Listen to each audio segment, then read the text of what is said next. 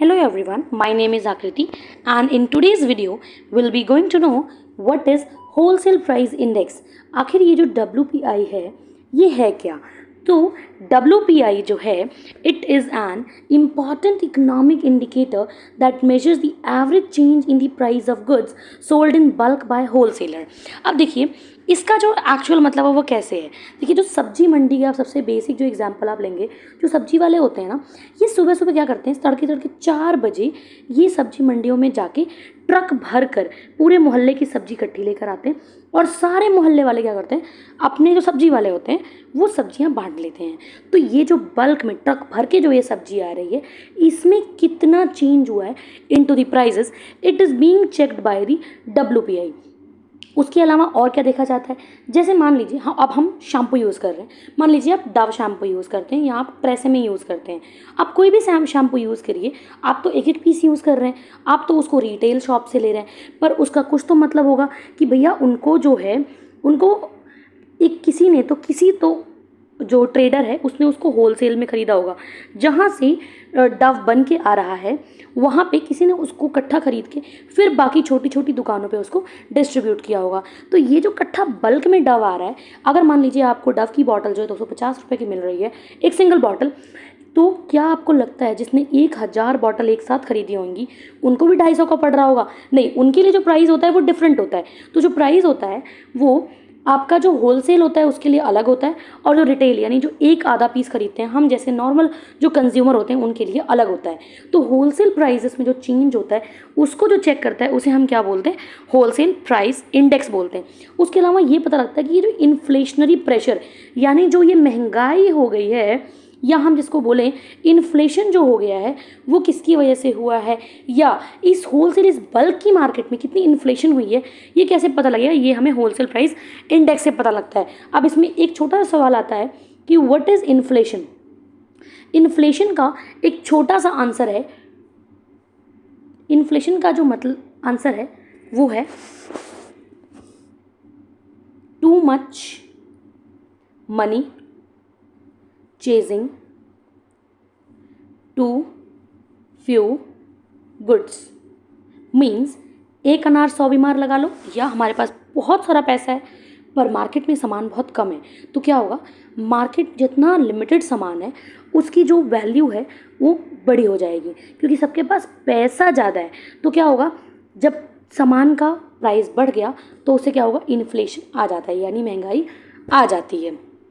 आगे देखेंगे अब ये जो WPI है ये कैलकुलेट कौन करता है, तो WPI is being calculated by office of economic adviser in the ministry of commerce and industry which is under government of India. और आपको बात पता होनी चाहिए कि जो WPI है ये वीकली बेसिस पे कैलकुलेट किया जाता है जिससे ये पता लगे कि जो प्राइस की फ्लक्चुएशंस हैं वो हमें एक्यूरेटली दिखाई दें।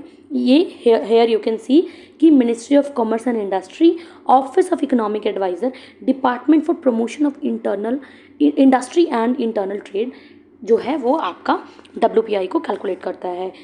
WPI के अलावा it also calculates 8 core industries का इंडेक्स या उसके अंदर क्या चेंजेस आए हैं। इससे होता क्या है, बेसिकली प्राइस मोमेंट पता लगता है कि भाई जो डव की बॉटल थी, शैम्पू कितना महंगा हो गया, जो वेजिटेबल्स हैं वो लॉट में कितनी महंगी हो गई हैं, या उसके अलावा आप जो रोज़ नॉर्मल में आप राइस वीट ये सब चीज़ें आप खा रहे हैं ये एक्चुअल में कितनी महंगी हो रही हैं। इसमें जो टोटल है वो 697 आइटम्स आते हैं जिनको कि डिवाइड किया गया है 3 अलग अलग कैटेगरीज में, which is primary article, fuel and power and manufactured product.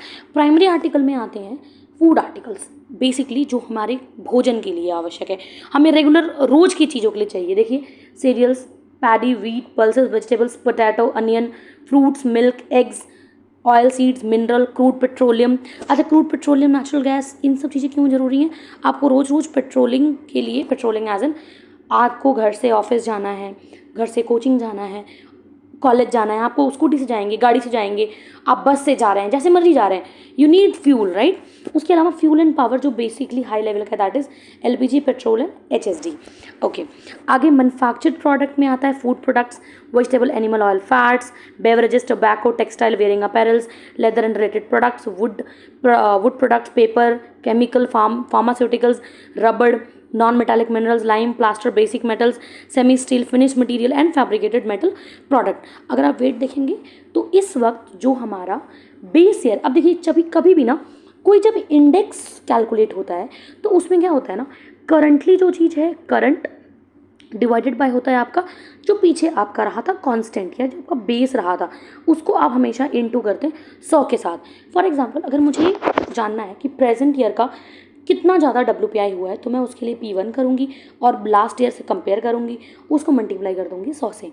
ठीक है, उसी चीज़ की यहाँ पे बात कर रहा है कि जो बेस ईयर है, एक ईयर को, किसी भी एक साल को बेस मार्क किया जाता है जिससे ये पता लगे कि इस साल के कंपैरेटिवली, मान तो मैंने 2010 को माना और मेरे को देखना है कि 2020 तक कितनी ज़्यादा इन्फ्लेशन हुई है, तो मैं क्या करूँगी 2010 में जितनी इन्फ्लेशन थी उसको रखूँगी नीचे अपने P0 की जगह पे, यानी यहाँ पे आ गया 2010 और ऊपर रखूँगी मैं 2020 की इन्फ्लेशन को, इससे गुणा करूँगी मैं 100 से and that's how I will get my index.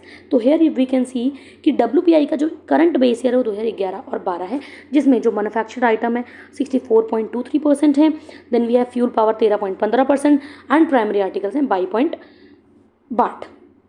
Then इसका सिग्निफिकेंस देखिए सबके लिए, स्टेक होल्डर्स, जो भी स्टेक होल्डर्स का मतलब होता है जितने भी लोग इंटरेस्टेड होते हैं, इससे जुड़े होते हैं, वो होते हैं आपके स्टेक होल्डर्स। इसके अलावा ये क्रूशियल टूल है for the policy makers, economist, business investor alike. By tracking the WPI, policy maker can monitor inflationary pressure, कितनी महंगाई हो गई है और क्या हमें कैसे कोई डिसीजन लेना है, हम इसका डिसीजन कर सकते हैं। ठीक है, आगे चलते हैं। ये देखिए छोटी चीज़, हिस्टोरिकली इस प्रकार से चीज़ें कैलकुलेट की जाती थी। देखिए यहाँ पे लिखा है बार्ले देसी, जो आपका मेज़ है वो रंगून से आया है, ओट्स इंडियन है, and then average food grain cereals कितने हो रहे हैं, फूड ग्रेन का इंटेक क्या है। तो इस तरह से ये 1937 का एक रिकॉर्ड है जिसकी मैंने फ़ोटो डाली है। ये इस प्रकार से हाथ से बही खाता के रूप में तैयार होता था। और ये एक छोटी सी फ़ोटो उस समय पे 1946 की फ़ोटो है, जिसमें शिमला में जो कि हमारा ऑफिस था। आपको पता होगा कि पहले जो हमारे माउंटबेटन वगैरह थे या जितने भी लोग थे वो शिमला में अपना जो मतलब बेसिकली इंडिया की जो विंटर कैपिटल बहुत समय तक रही है, अभी भी है, इवन विंटर कैपिटल जो है वो शिमला रही है। Thank you so much.